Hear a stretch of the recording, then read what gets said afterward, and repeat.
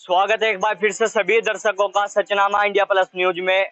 लगातार हम आपको पल पल की अपडेट देने की पूरी कोशिश कर रहे थे। मुजफ्फरनगर में मतगणना अब खत्म हो चुकी है और कुछ ही देर में अब जो फाइनल डिसीजन है वो सामने आने वाला है। हमारे साथ एक बार फिर से मुजफ्फरनगर के वरिष्ठ पत्रकार राशिद जैदी जी मौजूद हैं। तो सर, किस तरह से देखा पूरा चुनाव, जैसे बारीकी से आप निगाह बने हुए थे? देखिए तनवीर भाई, 19 अप्रैल को एक पिक्चर थोड़ी सी क्लियर हुई थी। उसमें ये लगा था कि जो भाजपा के जो कैंडिडेट हैं उनके जो वर्कर्स थे उसमें जोश की कुछ कमी हमने देखी थी। और फिर उसका उसका रिजल्ट उसी दिन जो पोल परसेंटेज था वो 2019 के मुकाबले काफी कम था। तो कुल मिला के इतना तो तय हो गया था कि जो भाजपा का जो वोटर्स है या उसका जो कार्यकर्ता है उसमें वो जोश नहीं है। और फिर अदर से यानी अलग अलग कॉन्स्टिट्यूएंसीज से जो फीडबैक मिला उनसे भी लगभग यही मिला था। तो ये बात तो क्लियर थी कि ये भाजपा के लिए रिजल्ट वाले दिन ये कोई बहुत अच्छे साइन नहीं है। अब देखिए, अब रिजल्ट कुछ अब से कुछ देर में आने वाला है। लगभग गिनती पूरी हो चुकी है, ऑफिशियली अभी कोई डिक्लेरेशन नहीं हुआ है। लेकिन जैसे मैंने भाजपा के जो लीडर्स हैं और जो उनके कार्यकर्ता हैं और उनकी जो बॉडी लैंग्वेज है वो काफी अच्छी नहीं है, थोड़ा नेगेटिव है। अभी जैसे मतगणना स्थल से जो केंद्रीय मंत्री प्रत्याशी थे भारतीय जनता पार्टी के, वो भी यहाँ से चले गए हैं, तो कहीं ना कहीं उससे भी अंदाजा लगाया जा रहा है। हाँ, जाहिर सी बात है। देखिए, जो ऑफिशियली डिक्लेरेशन होना है वो तो अभी थोड़ी देर बाद होता है और वो उसको सब हिसाब लगा के वो डिक्लेयर करते हैं। और अभी 20 या 21 राउंड का डाटा आया है, लेकिन जो इंटरनल काउंटिंग है वो लगभग पूरी हो चुकी है और उसको उन्होंने उस पर डाटा बेस पर नहीं लिया है और उसको अभी शायद, जहां तक मैं समझता हूँ, वो नेट पर भी नहीं आया है। लेकिन जो काउंटिंग एजेंट्स हैं उनको शायद ये आभास हो गया है और काउंटिंग एजेंट्स के थ्रू उनके जो कैंडिडेट्स हैं उनको भी आभास हो गया है कि कौन जीत रहा है, कौन हार रहा है। तो राशि जी, जैसे चुनाव के दौरान लगातार हम भी ग्राउंड जीरो पर रहे, तो अलग अलग समाज की जिस तरह से नाराजगी इस बार भारतीय जनता पार्टी के प्रति देखी गई, तो क्या कहीं ना कहीं वो भी उसमें भी चुनाव में उसका असर पूरा दिखा है? देखिए, मुजफ्फरनगर पार्लियामेंट्री कॉन्स्टिट्यूंसी से लगातार तीसरी बार डॉक्टर संजीव बालियान को भाजपा ने टिकट दिया था और 2 बार वे लगातार जीत भी चुके हैं। तो नेचुरली जो एंटी इनकम्बेंसी फैक्टर होता है वो, जाहिर सी बात है, वो थोड़ा थोड़ा पहले से बढ़ा हुआ था। और इस बार पूरे हमने तो पूरे स्टेट में देखा तो भाजपा के पक्ष में वो वाली हवा नहीं थी।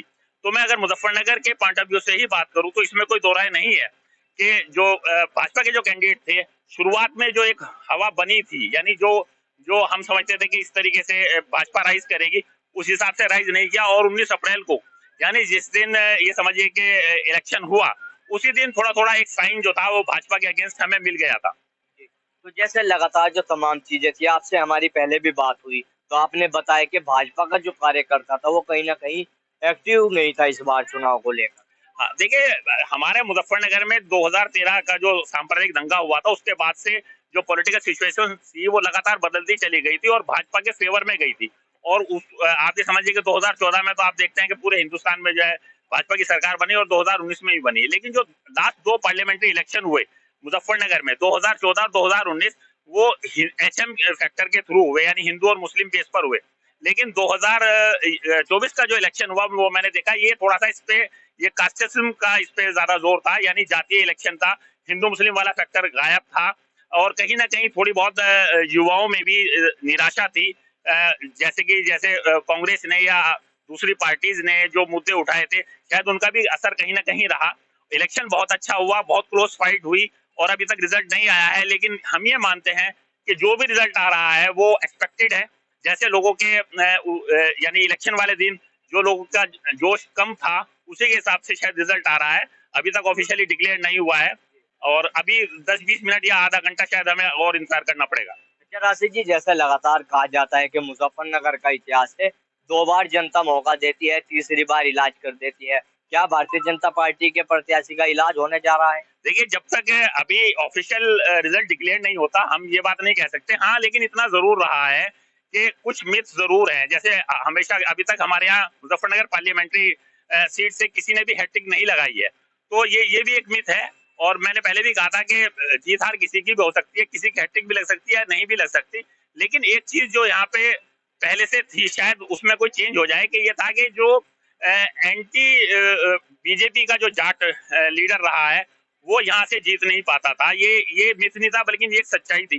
तो ये पहली बार होने जा रहा है कि विपक्ष में रहते हुए कोई जाट प्रत्याशी जीत पाएगा? देखिए, अगर वो जीतते हैं तो ये तो पहली बार ही होगा कि बीजेपी के अगेंस्ट कोई भी जाट प्रत्याशी यहाँ से नहीं जीता था। अगर वो जीते यहाँ से मुजफ्फरनगर से 1971 में चौधरी चरण सिंह भी हार गए थे, तो वो भी जाहिर सी बात है। तो ये काफी सेंसिटिव सीट मानी जाती है मुजफ्फरनगर, और खासतौर से 2013 के दंगे के बाद तो ये बीजेपी का गढ़ रही है।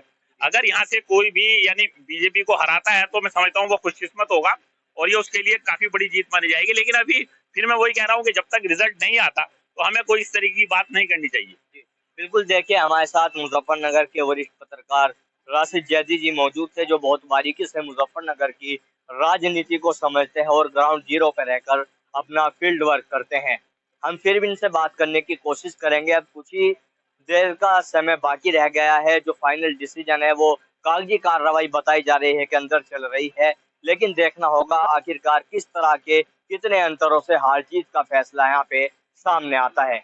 मैं अपने सहयोगी सुधीर चौधरी के साथ Tanveer Malik, Sachnama India plus news, Muzaffarnagar.